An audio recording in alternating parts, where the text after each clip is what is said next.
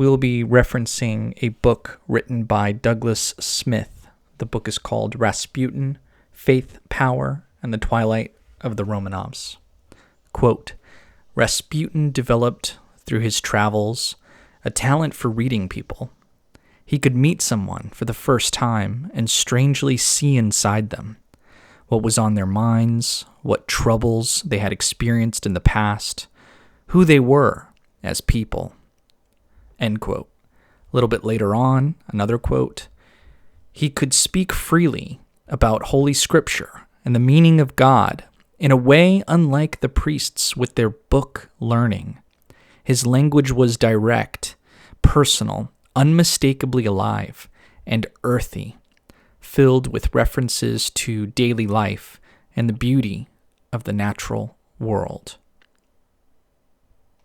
Another quote, my father would often take us on his knees. By the way, this is his daughter Maria speaking much later on. My brother Mitya, my sister Varvara, and myself. He would tell us wonderful stories with that tenderness he always showed, and that absent look in which seemed to be mirrored the countries he had visited and the strange adventures he had met with on the road. End quote. At the turn of the 20th century, Russia was a nation of contrasts.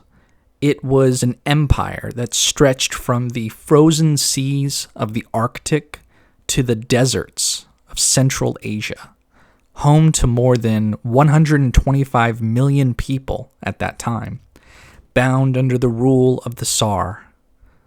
Peasants made up the overwhelming majority, their lives still tied to the rhythms of the land, while cities like St. Petersburg and Moscow hummed with the machinery of modern industry. For centuries, faith had been at the heart of Russian identity, but in the villages of Siberia, where Rasputin spent the first 30-something years of his life, religion was not the rigid, formal orthodoxy of the great cathedrals. It was lived in the fields, in the markets, and in the quiet moments by the fire.